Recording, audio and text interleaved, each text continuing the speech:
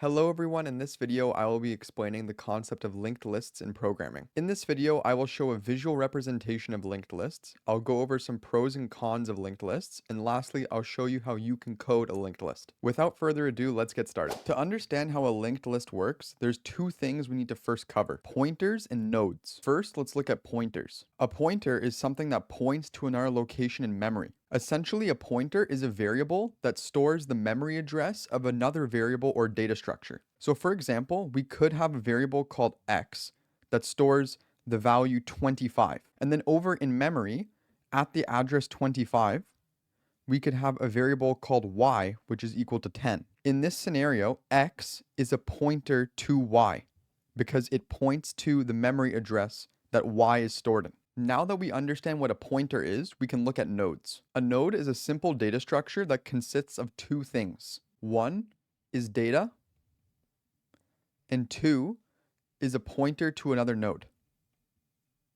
You can think of a node as a box with two sections. The first section has the data, in this case the value 2, and the second section has a pointer. Now that we have covered nodes and pointers, we have all the components required to make a linked list. A linked list is really just a bunch of nodes connected to each other through their pointers. The first node in a linked list is called the head, and the last node in a linked list is called the tail.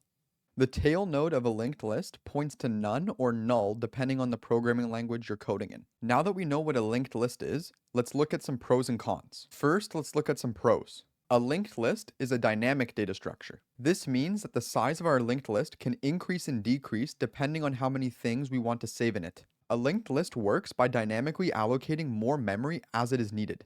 The next pro I have is there is no memory wastage in a linked list. This means we only use as much memory as we need. We never have a situation where there are nodes we are not using taking up space. Now that we have covered some pros of linked lists, let's look at some cons. Although I said there is no memory wastage in a linked list, there is still a lot more memory used compared to something like an array. This is because each value in a linked list needs to be stored in a node, which also has a pointer. This extra data being stored results in the linked list taking up more space than an array.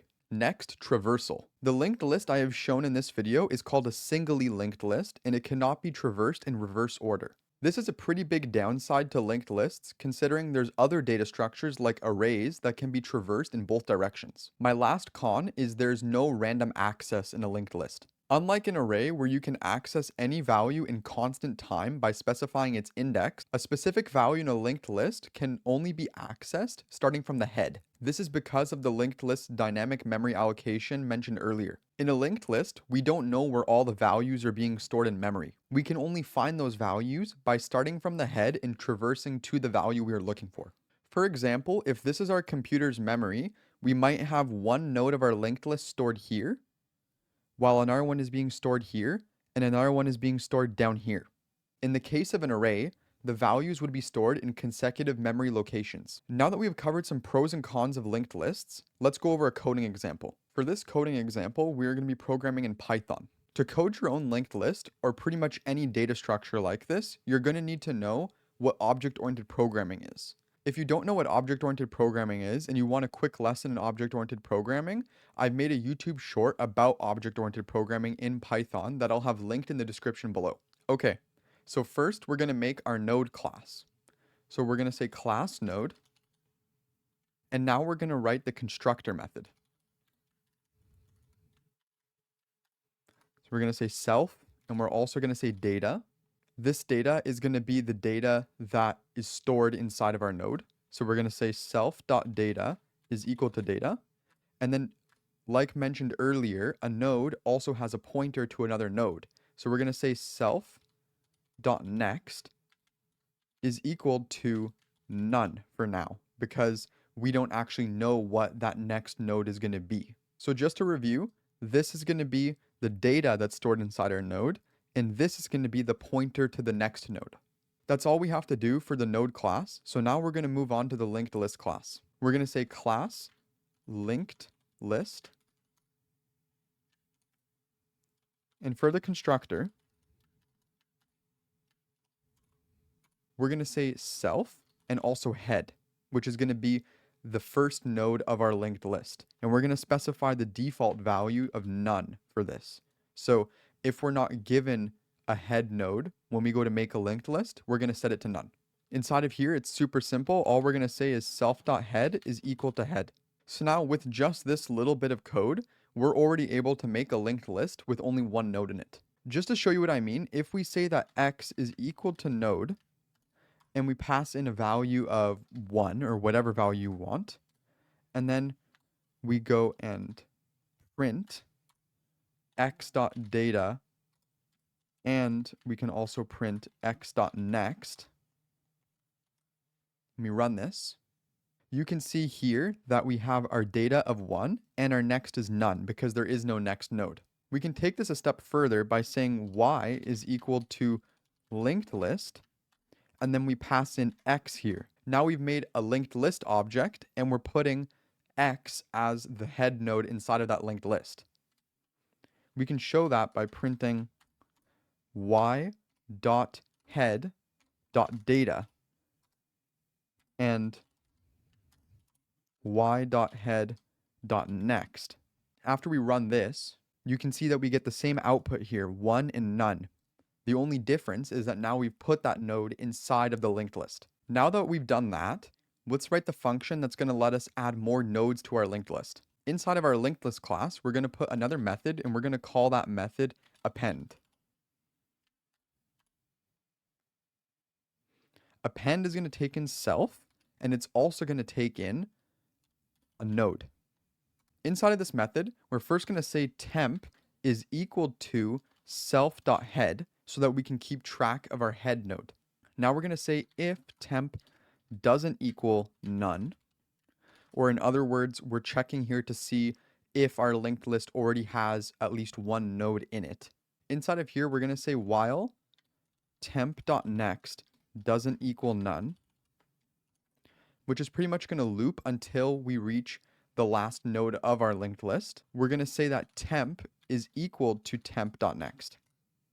We're going to keep on moving that temp variable until it's pointing at the last node of our linked list. Now, once that's done, outside of the while loop, we're going to say temp.next is equal to node. Now, basically what this is saying is once we make it to the end of our linked list, we're going to set that node, which should be pointing to none, to now point to our new node. Lastly, for the append method, we have to say our else statement. So this is going to be for if our head is equal to none, which means that there is no node in our linked list yet. We're just going to say that self.head is equal to node. So we're going to make that the head of our linked list. That's all we have to write for our append method, and now we can test if it's working. So just like before, we're going to say x is equal to node, and we're going to pass a value of 1. And we're also going to say that y is equal to linked list, and we're going to pass it our x. Then now what we can say is y.append, and then in here, we can create a new node, and we can give it a value of 2. So now what we can do is we can print y.head.data, and then we can also print y.head.next.data. Now we can run this, and we can see that we get 1 and 2, which means that our head node is 1, which was the first node we put in our linked list, and the other node, which we gave a value of 2, is also in our linked list now. Now the last method I'm going to show you guys is a delete method, which is going to allow us to delete the first node that has a given value in our linked list. The process of removing a linked list is as follows. If the node we want to remove is the head node, all we're going to say is that head is equal to head.next, which is pretty much just going to remove this from our list, and now this becomes our new head. If the node we want to remove is the tail node, then all we're going to do is take the previous node and we're going to set its next to none.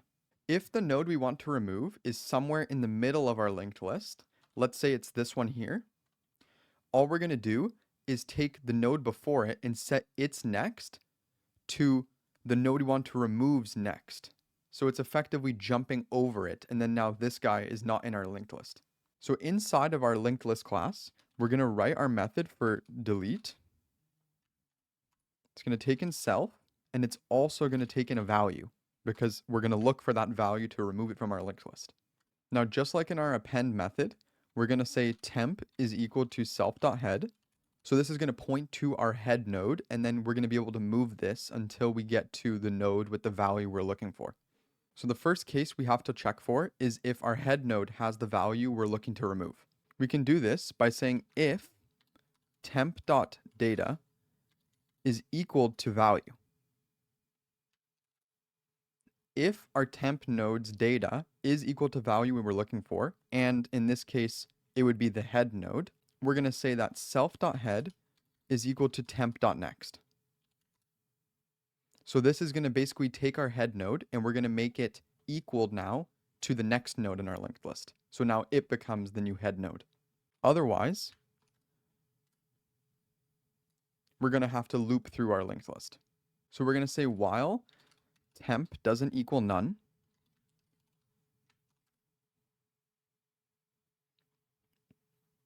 we're going to check if the temp.data is equal to our value. If it is, we're going to break out of the loop. We're going to make a new variable called previous, which is going to be equal to temp. We're now going to say that temp is going to be equal to the next node in our linked list. And that's all we're going to put inside of our while loop.